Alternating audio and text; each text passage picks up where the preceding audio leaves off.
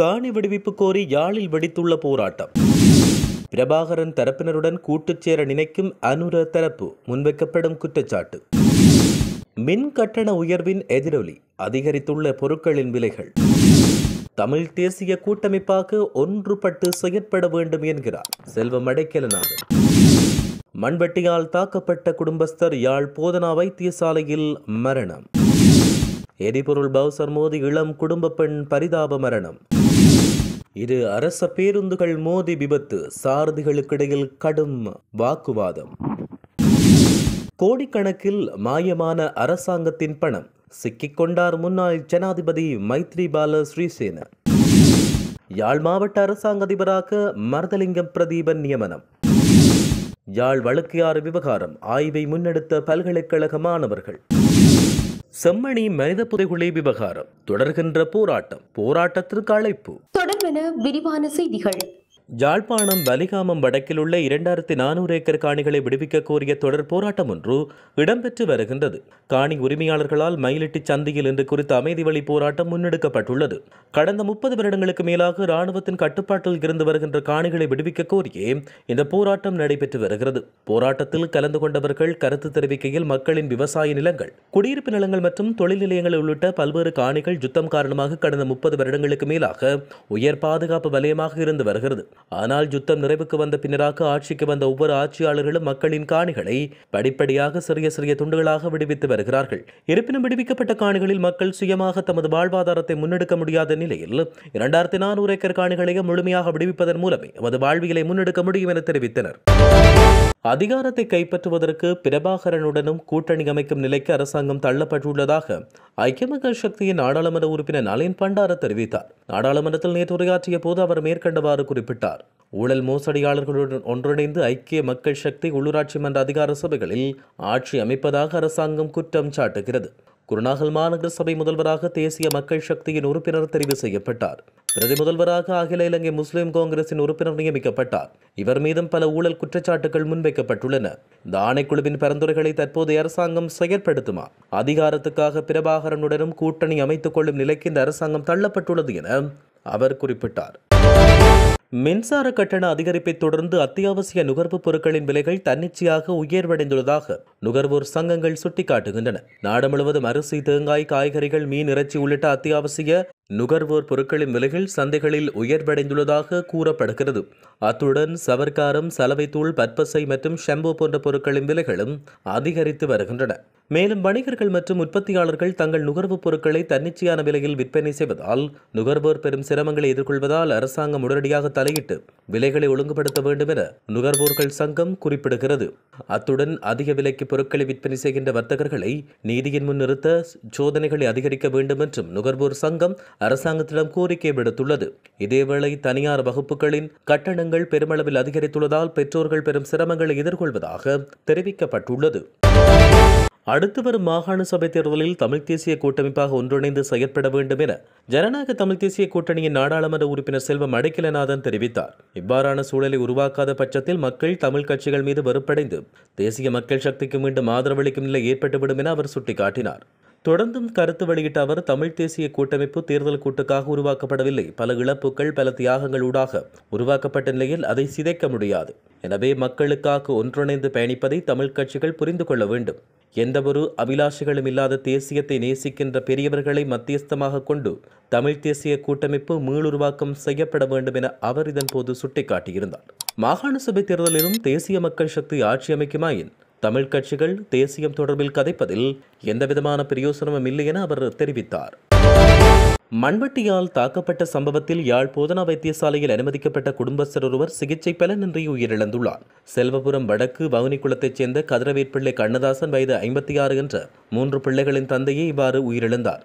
அனிச்சக்குளத்தில் உள்ள பாடசாலை ஒன்றில் காவலாளியாக உள்ள மேற்படி நபர் கடந்த மாதம் 10ஆம் தேதி 3 பேருக்கு உணவெடுத்துக் கொண்டு சென்று அந்த பகுதியில் உள்ள வீடொன்றில் மூவருக்கும் உணவு கொடுத்து தானும் அருந்தினார். இதன்போது ஏற்பட்ட கருத்து முரண்பாட்டில் மூவரில் ஒருவர் மண்வெட்டியால் நபரை தாக்கியுள்ளார். இதன்போது அவர் படுகாயமடைந்தார். இதனை அடுத்து தாக்கிய நபர் நெட்டாங்கண்டல் காவல்துறையில் சரணடைந்தார். மற்றவர் ஓடி ஒளிந்துள்ளார். இதில் படுகாயமடைந்தவர் மெல்லாய் வைத்தியசாலையில் அனுமதிக்கப்பட்ட பின்னர் கிளிநொச்சி வைத்தியசாலைக்கு மாற்றப்பட்டு அதன் பிறகு மேலதிக சிகிச்சைக்காக யாழ் போதனா வைத்தியசாலைக்கு மாற்றப்பட்டிருந்த நிலையில் நேற்று காலை உயிரிழந்தார்.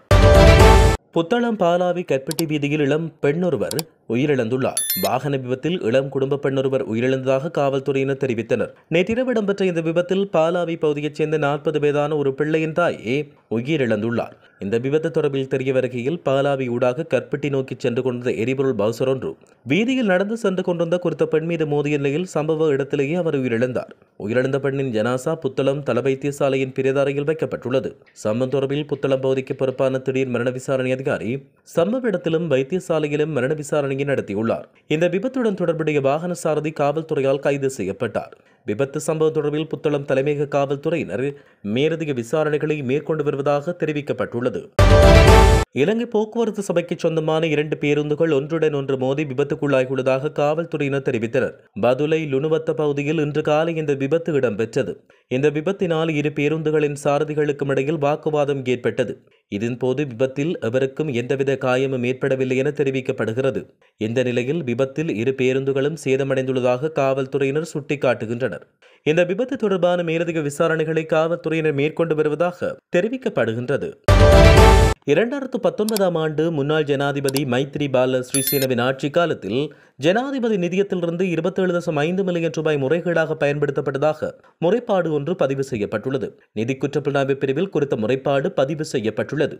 எப்பாவல கூட்டுறவு சங்கத்தின் துணைத் தலைவர் PB லக்ஷ்மன் ஜேவர்தன் இந்த முறைப்பாட்டை பதிவு செய்தார். குறித்த கட்டுமானம் 2019 ஜனவரியில் ஆரம்பித்தது. இருப்பினும் வளாகத்தில் இருந்த பல வியாபார தலங்கள், கதவுகள், ஜன்னல்கள், கூரை தகடுகள் மற்றும் இருக்கைகள் அகற்றப்பட்டு பின்னர் காணாமல் போனதாக சுட்டிக்காட்டப்பட்டுள்ளது. இந்த திட்டத்தின் மதிப்பிட்ட செலவு 130 மில்லியன் ரூபாய் என்றும் குறிப்பிடப்பட்டுள்ளது. இந்நிலையில் ஜனாதிபதி நிதியத்திலிருந்து 27.5 மில்லியன் ரூபாய் விடுவிக்கப்பட்டது. ஆனால் இன்று வரை அந்த திட்டம் முழுமையடையாமல் உள்ளதாக முறைப்பாட்டாளர் குறிப்பிட்டார். யாழ்ப்பாண மாவட்டத்தின் நிரந்தர அரசாங்க அதிபராக மருதலிங்கம் பிரதீபன் அமைச்சரவை அனுமதியின் பிரகாரம் நியமிக்கப்பட்டுள்ளார். இவருக்கான நியமன கடிதம் நேற்று அமைச்சரவையின் செயலாளர் WMDJ பெர்னாண்டோ அமைச்சரவை அலுவலகத்தில் வைத்து வழங்கி வைத்தார். மருதலிங்கம் பிரதீபன் 2024 மார்ச் 9ஆம் தேதி முதல் யாழ் மாவட்டத்தின் பதில் அரசாங்க அதிபராக கடமையாற்றி வருகிறார் என்பது குறிப்பிடத்தக்கது. யாழ்ப்பாணத்தில் வழக்கை ஆற்றை புனரமைப்பு செய்து நிலத்தடி நீர் தேவை மற்றும் விவசாய தேவைகளை பூர்த்தி செய்வதற்கான ஆய்வொன்றினை யாழ்ப்பாண பல்கலைக்கழக மருத்துவ பீட மாணவர்கள் இன்று ஆரம்பித்தனர். யாழ்ப்பாணம் வரத்தலைவிளான் பிள்ளையார் ஆலயத்தில் ஆரம்பித்த வழக்கியாற்றில் கிராமத்தைச் சேர்ந்த விவசாயிகள், அரசு திணைக்களத்தைச் சேர்ந்தோர், பொதுமக்கள் என பலரும் கலந்து கொண்டனர். குறித்த ஆராய்ச்சி பயணத்தில் வரத்தலைவிளான் பகுதியில் ஆரம்பித்த வழக்கியாற்று பயணம் அராலியில் முடிவடைய உள்ளது. இதன்பொழுது பொறியியலாளர்கள், விவசாயிகள், பொதுமக்கள் மற்றும் மருத்துவப்பீட மாணவர்கள் உள்ளடங்கியோர் கலந்து கொண்டனர். யாழ்ப்பாணம் செம்மணி மனித புதைகுழியில் புதைக்கப்பட்டவர்களுக்கு சர்வதேச நீதி கோரியும் சர்வதேச கண்காணிப்புடனான மனித புதைகுழி அகழ்வை வலியுறுத்தியும் எதிர்வரும் 23ஆம் தேதி முதல் 25ஆம் தேதி வரை செம்மணி வளைவு பகுதியில் வெகுசன போராட்டம் ஒன்று முன்னெடுக்கப்பட உள்ளது. இந்த போராட்டத்திற்கு அணையா விளக்கு என பெயரிடப்பட்டுள்ளது. தமிழர்களின் பண்பாட்டில் நம்பிக்கை சார்ந்த மரபாக இருக்கின்ற அணையா விளக்கை முன்னிலைப்படுத்தி இந்த போராட்டம் ஏற்பாட்டாளர்களால் நடத்தப்பட உள்ளது. 1995ஆம் ஆண்டிலிருந்து 2025ஆம் ஆண்டு வரையில் செம்மணி பகுதியில் பல்வேறு இடங்களில் மனித புதைகுழிகள் அகலப்பட்டுள்ள போதிலும் அது குறித்த மர்மம் இருள் சூழ்ந்ததாக காணப்படுகிறது. இன அழிப்புக்கு ஆதாரமான இந்த குற்றச்செயல்களுக்கான காரணமோ, இதற்கு அதிகாரம் வழங்கிய தரப்புகள் யார் என்பதோ, மீளவும் இதுபோன்ற மனித புதைகுழிகள் உருவாக்கப்படாது என்பதற்கான பொறுப்புக்கூறலோ வெளிப்படுத்தப்படவில்லை. ஆகவே இருள் சூழ்ந்திருக்கும் செம்மணி மனித புதைகுழி விடயத்துக்குள் ஒளி பாய்ச்சப்படல் வேண்டும் என்கின்ற குறியீட்டு அர்த்தத்தில் இந்த போராட்டத்தில் தொடர்ச்சியாக 3 தினங்கள் எரியக்கூடிய அணையா விளக்கு ஏற்றப்பட உள்ளது. போராட்டம் இடம்பெற 3 தினங்களிலும் முதல் 2 நாட்களிலும் சுழற்சி முறையான அடையாள உண்ணாவிரதமும், செம்மணி மனித புதைகுழி தொடர்பான செய்திப்பட கண்காட்சியும், மக்கள் கையெழுத்து திரட்டலும், செம்மணி மனித புதைகுழியோடு தொடர்புபட்ட கதை, கவிதை படிப்பும், நாடக அளிக்கையும் இடம்பெற உள்ளது. 25ஆம் தேதி 3ஆம் நாள் மாபெரும் கவனஈர்ப்பு போராட்டம் இடம்பெற உள்ளது. போராட்டத்தின் இறுதி நாளான அன்று ஐநா மனித உரிமைகள் பேரவையின் ஆணையாளர் வோல்கர் டக் யாழ்ப்பாணத்துக்கான பயணத்தை மேற்கொள்ள உள்ள நிலையில் அவரின் கவனத்தை ஈர்க்கும் வகையில் இந்த போராட்டம் அமையும் என எதிர்பார்க்கப்பட்டுள்ளது.